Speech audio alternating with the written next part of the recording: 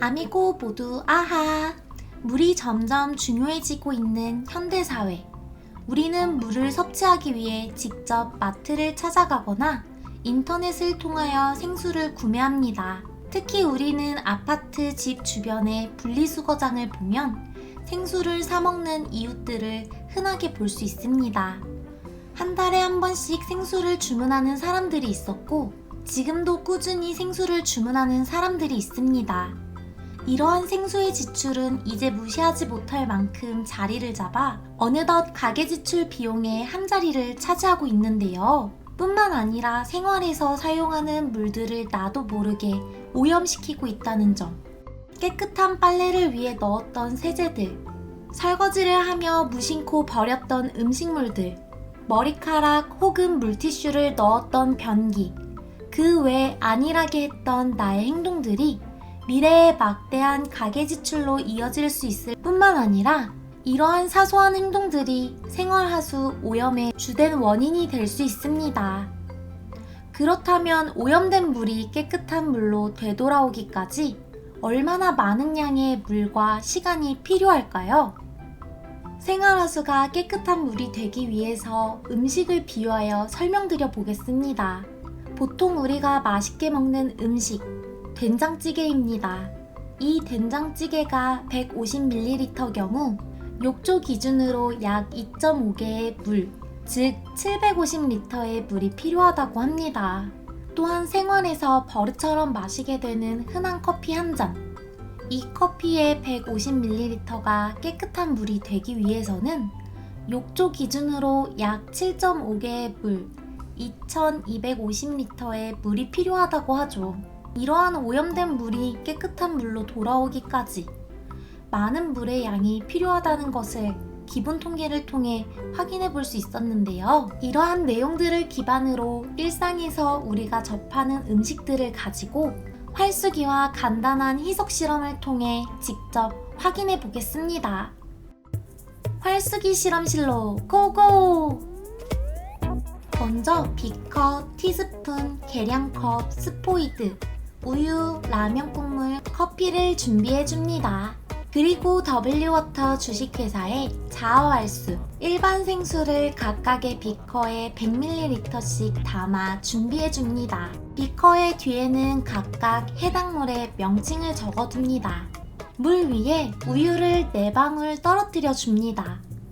스푼을 이용하여 이름이 보이지 않을 만큼 물과 우유를 잘 섞이게 섞어주세요. 물이 희석되기 위해서는 얼만큼의 물의 양이 필요할까요? 준비된 일반 생수와 자어알수를 비커에 글씨가 보일 때까지 각 50ml씩 넣어보겠습니다. 같은 4방울을 넣고 섞었을 때 비커에 글씨가 보이지 않습니다. 하지만 섞고 난 후 물의 양을 50ml씩 넣어보았을 때 생수와 자어알수의 물의 양에서 차이가 나타나기 시작하는데요. 실제로 비커에 자어알수가 50ml씩 추가될수록 물의 농도가 옅어질 뿐만 아니라 생수에 비해 적은 양의 물로도 물이 맑아지는 것을 확인할 수 있었습니다. 이번엔 커피 20방울을 떨어뜨려 보겠습니다. 동일하게 스푼을 이용하여 이름이 보이지 않을 만큼 물과 커피를 잘 섞어주세요. 준비된 생수와 자어알수를 비커에 글씨가 보일 때까지 각 50ml씩 넣어보겠습니다. 앞서 우유 희석과 마찬가지로 커피에 동일하게 자어알수를 50ml씩 추가하였을 때 자어알수에 있던 커피가 분해되면서 적은 양의 물로도 희석되는 효과를 확인해 볼 수 있었습니다. 라면 국물 100방울을 떨어뜨려 보겠습니다. 스푼을 이용하여 이름이 보이지 않을 만큼 물과 라면 국물을 잘 섞어주세요.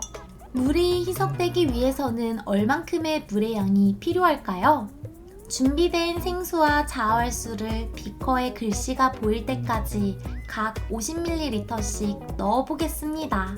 여기서 우리는 물이 희석되는 것과 동시에 2가지 물의 차이점 또한 확인해 볼 수 있었는데요. 혹시 확인되셨을까요? 영상을 다시 한번 확인해 보겠습니다.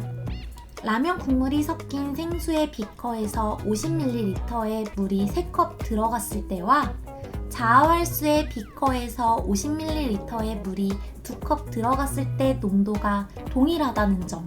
이때 생수에 비해 자아활수는 적은 양으로도 라면 국물이 분해되어 희석된다는 것을 확인할 수 있었습니다.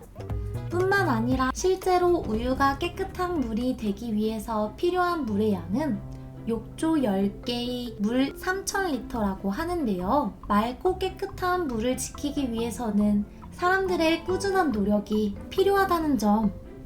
또한 우리는 실험 영상에서 확인할 수 있었듯이 물이 희석되는 과정을 확인하였을 때 자아활수에서 물의 희석 속도가 빠른 것을 확인해 볼 수 있었습니다. 왜 그럴까요? 겉으로 보면 물의 형태는 동일해 보이지만 물속에는 1조분의 1초로 클러스터들이 떨어졌다 다시 붙으며 물의 형태를 형성하고 있다는 점 때문에 물의 종류마다도 이러한 물의 클러스터들은 동일하게 존재하지만 물의 클러스터 크기는 제각기 다른 크기와 다른 모양을 가지고 있습니다. 여기서 우리가 주목해야 할 점은 이때 작은 형태의 물 분자 구조를 보유하고 있는 물이 더 긍정적인 영향을 미친다는 것입니다. 즉, 물 분자 구조가 작을수록 사람에게는 수분의 체내 흡수가 빠르며 체내 활성산소를 중화하고 제거하는 환원력을 가지고 있어 면역력 증진과 각종 질병 예방에도 도움이 될 수 있기 때문입니다. 여기서 자아활수는 물의 미립화 성능을 극대화시키며 생성된 자아활수를 특수 활수 장치로 미립화 환원을 최대한 억제하고 그 효능을 최대 70m 이상 유지시킬 수 있는 세계적인 필환경 제품입니다. 본래 물 분자는 단독으로 존재하지 못하기 때문에 1조분의 1초라는 극히 짧은 시간에 반복적으로 떨어졌다 다시 모이며 클러스터를 형성하고 있는데 이때 자아활수 제품만 가지고 있는 기술, 강력한 자력선이 물에 가해지면 오염물질이 끼어 있어 커져 있던 클러스터에서 오염 화학 물질들이 분리되어 빠져나가며 물 본연의 작은 클러스터의 모습으로 되돌아가 소생되며 입자 크기가 작아지게 되는 것입니다. 또한 수돗물 본연이 함유하고 있는 미네랄 성분을 기반으로 구성되기 때문에 작은 물 분자 구조를 유지하는 자아활수의 빠른 흡수력을 통해 다른 물들보다 희석이 빨라질 수 있었다는 점. 또한 아미고 자아활수는 KC 인증으로 물의 안전성 또한 검증된 제품이기에 언제 어디서나 안심하고 마실 수 있습니다. 이러한 자아활수는 생활에서의 지출을 절약할 뿐만 아니라 가정에서의 물도 함께 절약할 수 있는데요. 함께 확인해 보시죠. 세차. 오염물이 잘 분리됩니다.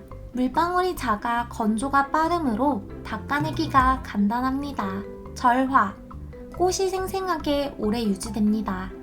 화병이나 줄기에 유기가 좋습니다. 관상어. 질산염의 감소, 수돗물을 직접 넣어주는 물갈이가 가능합니다. 부엌. 재료의 맛이 추출되어 맛이 좋아지며 조리 시간이 단축됩니다. 밥이 통통하게 취반되고 채소를 물에 담그고 보존하면 신선도가 오래 유지되며 식기의 오염 제거가 좋아 세제가 절약되며 감촉이 유연하여 손의 피부를 좋게 합니다. 배수구의 미끄러운 점질물을 방지하고 기름의 오염은 물세척으로 깨끗하게 됩니다. 목욕탕. 탕의 자극이 적고 피부에 윤기를 주며 아토피 및 질병 완화에 도움을 줍니다.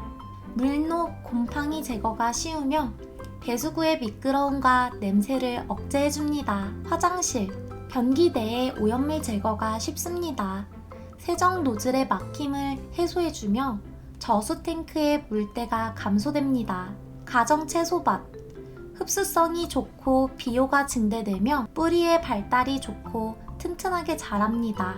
병균에 대한 저항력이 증가하며 화변 여벽이 두껍고 꽃이나 열매가 잘 열립니다. 세탁. 물 세탁이 좋아 세제를 절약할 수 있습니다. 결마른 싫은 냄새가 감소합니다. 정화조, 폐수 찌꺼기의 퇴적 감소가 됩니다. 하수구, 악취가 개선됩니다. 보일러, 열 효율이 높아 전기료, 가스료가 절약됩니다. 자, 이렇게 오늘은 활수기와 함께 자아활수 생수를 통하여 생활화수의 희석 실험을 진행해 보았습니다. 그렇다면 여기서 문제! 다음 영상에 대한 설명 중 알맞지 않은 것은 무엇일까요? 1번, 물 분자 구조가 클수록 사람에게는 수분의 체내 흡수가 빠르다. 2번, 물 분자는 단독으로 존재하지 못하기 때문에 1조분의 1초라는 극히 짧은 시간에 반복적으로 떨어졌다 다시 모이며 클러스터를 형성한다. 3번, 자아활수에는 미네랄 성분이 함유되어 있다. 4번, 물 분자 구조가 작을수록 체내 활성 산소를 중화하고 제거하는 환원력을 가지고 있어 면역력 증진과 각종 질병 예방에도 도움이 될 수 있다. 정답을 아시는 분들은 댓글란에 정답을 작성해 주세요. 정답을 맞춰주신 아미고 분들 중 추첨을 통해 커피 쿠폰을 선물로 증정해 드립니다. 그럼 다음 실험 시간에 만나요. 안녕!